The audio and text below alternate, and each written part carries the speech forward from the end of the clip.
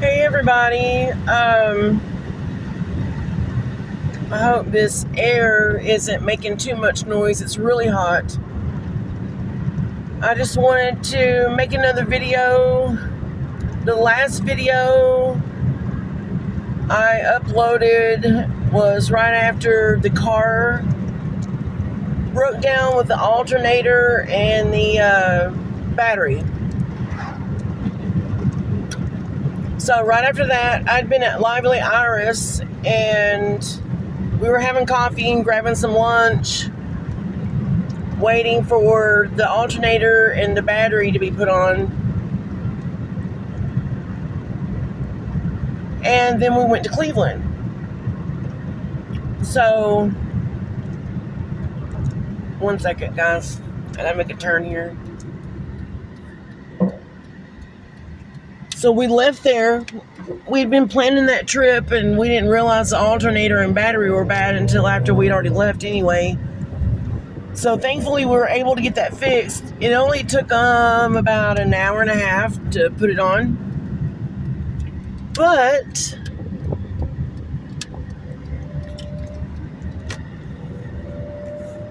we're happy.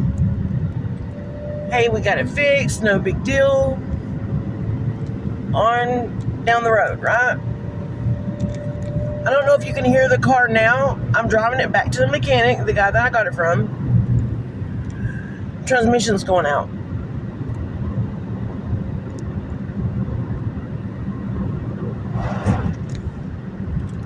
So, we go pick the car up. We walk back to the mechanic shop, pick the car up, continue on our trip. It takes a good hour to get to the interstate from where we live. I thought losing power was because of the alternator, but then as we're driving over the mountain headed towards the interstate, it's not wanting to pull hills, like barely. Even little bitty hills, it takes a lot to pull it. And it goes into first gear okay, it goes into second gear okay.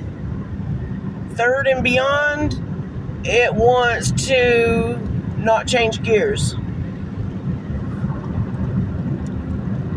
It starts redlining, and then sometimes I can take my foot off the gas and kind of tap the gas to make it switch gears, but that doesn't even work all the time.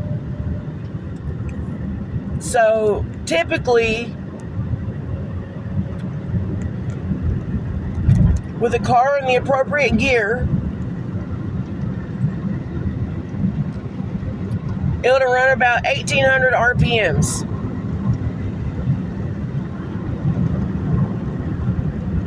Third and beyond is around 2,000. Well, it's been flying through the gas too, because it takes forever to go into third, fourth, or fifth gear, and it redlines the whole time. It's just a mess. So I didn't realize how bad it was until we were already halfway there. So we tried not to drive it while we were gone. We took my other daughter's car. And then we very gingerly drove it back home. So it started getting really bad on the way home. And I started smelling a burning smell. So I told my son-in-law, I said, I'm going to stop at this gas station up here. We need to look under the hood and make sure nothing's burning. We look under the hood. I take the grandbaby in the store because it's super hot. My son-in-law comes in the store. He said, bad news. There's no fluids in this car at all. So there's no coolant. There's no transmission fluid at all. So I was like, okay. I had $40 to my name. That was it. I wouldn't have been able to go to Cleveland to see my daughter had it not been for my kids planning on going and paying for the gas, because I didn't have it. As you all know, I have been fighting like crazy trying to find some kind of employment with no luck. And they got my background check for the seafood processing job, but I haven't heard back from them yet. I sent them an email over the weekend, and I'm just waiting to hear. But I had $40 to my name. That was all. And I was like, what am I going to do? So there was a auto parts store. Everything in the gas station was ridiculously priced, and they didn't have transmission fluid. So I Googled the nearest parts store. It was about a mile away. We went there. I got transmission fluid. I had to buy a funnel with a long hose on it. I didn't get coolant yet because it really seemed like I was going to have to take this car back to him. I just don't. That's the whole point of it. When I took my original car to him to fix, and he said it would cost too much, and he decided just to give me a car, was I don't have money to throw into repairs. I'm having a hard time literally feeding myself right now until I get to Alaska and get to work. So we put all that crap in it, and that was a waste of money because it didn't make it run any better. Sorry, the camera's moving so much. I'm driving back roads from Tennessee into Virginia right now. But I'm in Virginia now. But moral of the story is this car is still messed up. Really bad. I messaged the guy I got it from. I said, hey, I feel really bad about reaching out to you. I said, but I've got to have a car. And I can't replace a transmission in a car. I can't. So he said, well, Monday morning, bring it back to me.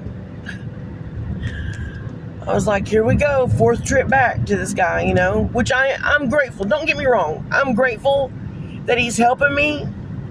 It's just been very frustrating that I've had to go back so many times.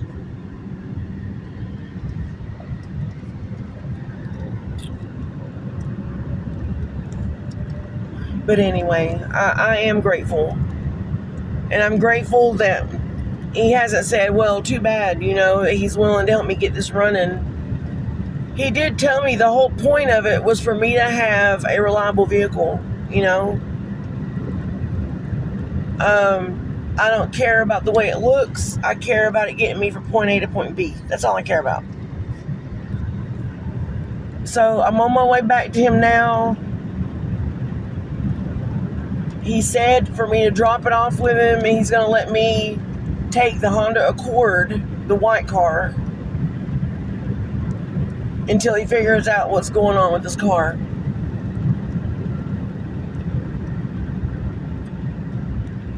So hopefully this will be the last trip I have to make to Kingsport, and the car will be running right when I get it back. I'm hoping.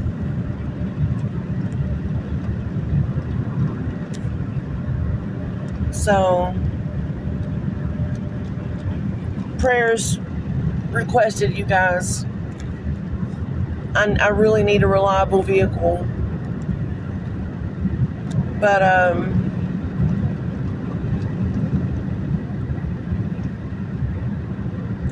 I know that he's doing this for free for me, but once I have gainful employment, I don't mind to pay him for it. I really don't. I'm appreciative of the fact that he's willing to just give it to me, But I don't know if it's just trials in my life, why everything I touch turns to crap. I don't know. But I'm going to, once I start working and get to Alaska, I'm going to send the man money for the repairs. But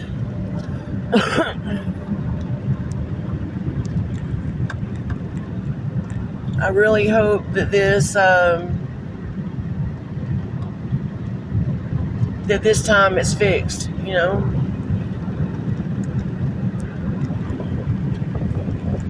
And you know, it's been different things. First time I picked it up, it was making a really odd squealing noise. I took it to him. He drove it around.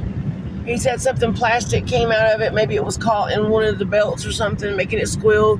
It's not squealing anymore. Then I get it back, and then the alternator and battery go out. He helps me fix that, and then I get on the road, and transmission's going out.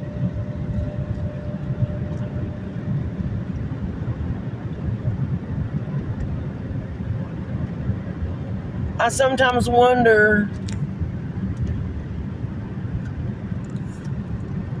you guys ever feel in life like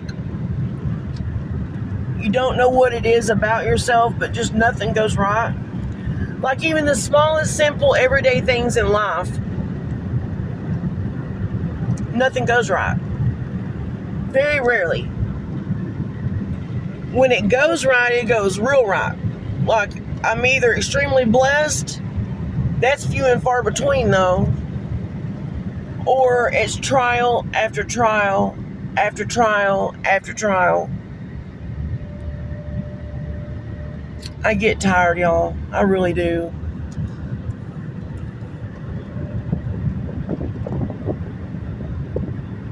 But anyway, I'm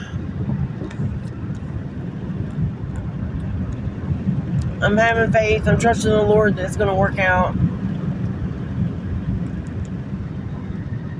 But I wanted to give you guys an update about the car.